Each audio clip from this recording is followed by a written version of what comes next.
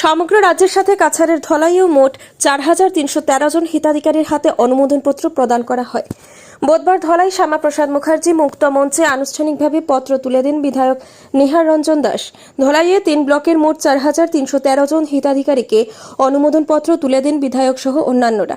বক্তব্য রাখতে গিয়ে বিধায়ক নিহার রঞ্জন দাস বলেন, প্রধানমন্ত্রী নরেন্দ্র মোদীর স্বপ্নকে বাস্তবায়িত করার লক্ষ্যে নিরলস প্রচেষ্টা করে যাচ্ছেন রাজ্যের মুখ্যমন্ত্রী ডক্টর হিমন্ত বিশ্ব শর্মা। সরকারি আবাস পেতে কাউকে কোনো উৎকোচ না দেওয়ার কথা বলেন বিধায়ক। উপস্থিত ছিলেন নোডাল অফিসার নেহাত হাওলাই, পালংঘাট ব্লক অফিসার রমেন দত্ত, মণ্ডল সভাপতি সঞ্জয় কৈরি, অপূর্ব দাস, মাতৃভূমি সংস্থার সভাপতি শীতাংশু দাস সহ অন্যান্যরা। অনুষ্ঠান পরিচালনা করেন Prithwishchandra Das. News desk report, Silchar সংবাদ। নরসিংপুর এবং বড়ডাঙ্গা মন্ডলের 3 জন বিডিও সাহেব এখানে উপস্থিত আছেন। আমাদের প্রাক্তন জেলা পরিষদ সদস্য মাননীয় শশাঙ্ক চন্দ্র পাল মহাশয়, আমাদের ভারতীয় জনতা পার্টি 3টা মন্ডল পালংঘাট, বড়ডাঙ্গা, ধলাই, নরসিংপুর মন্ডল, এই 3টা মন্ডলের মাননীয় সভাপতিগণ এখানে উপস্থিত আছেন। এখানে উপস্থিত আছেন আমাদের দলের বরিষ্ঠ কার্যকর্তা ভূষণ পাল মহাশয়, মাতৃভূমি এনজিওর যিনি কর্ণধার মাননীয় শীতাংশু দাস মহাশয়, আমাদের এই ধলাই নরসিংপুর মন্ডলের প্রাক্তন সভাপতি আমাদের দাদা বিধানচন্দ্র পাল মহাশয়, প্রাক্তন সভাপতি আয়োজন আছেন সৌমেনদা, আমাদের বরিষ্ঠ কার্যকর্তা এখানে বিভাগা এখানে উপস্থিত আছেন এবং আপনারা যারা এখানে উপস্থিত আছেন প্রত্যেকে আমার নমস্কার। আপনারা লক্ষ্য করেছেন অনুষ্ঠানের শুরুতে মাননীয় মুখ্যমন্ত্রী বক্তব্য রেখেছেন। ওনার বক্তব্যে স্পষ্ট করা আছে যে প্রধানমন্ত্রী আবাস যোজনার অধীনে এই আসামে 3,88,000 প্রধানমন্ত্রী আবাস মঞ্জুর হয়েছে, তার স্যাংশন লেটার আজকে আছে। আর এই ধলাইতে 3,313 জনকে আজকে স্যাংশন লেটার দেওয়া হবে। এটা সম্ভব হয়েছে কেন্দ্রের নরেন্দ্র মোদীর মতো একজন প্রধানমন্ত্রী থাকার ফলে। এবং আসামে আমাদের মাননীয় মুখ্যমন্ত্রী ডক্টর হিমন্ত বিশ্ব শর্মা মহোদয় অত্যন্ত বলিষ্ঠ পদক্ষেপ নিয়েছেন। দুর্বলের যোগ্য নেতৃত্বে আজকে যাদের ঘর নেই তাদেরকে আমরা ঘর দিতে পেরেছি। শুধু আজকে এখানে ঘরের স্যাংশন লেটার ইস্যু করবে তা নয়, আগে থেকে দেওয়া আছে। আমাদের সরকার সিদ্ধান্ত নিয়েছে ভারতবর্ষে এমন কোন পরিবার থাকবে না যে পরিবারে একটা পাকা ঘর থাকবে না, সবাইকে পাকা ঘর দেওয়া হবে। একসাথে দেওয়া সম্ভব হচ্ছে না, পর্যায়ক্রমে দেওয়া হবে। মাননীয় মুখ্যমন্ত্রী বলেছেন যে আগামী সেপ্টেম্বর মাসে আরো ঘর দেওয়া হবে।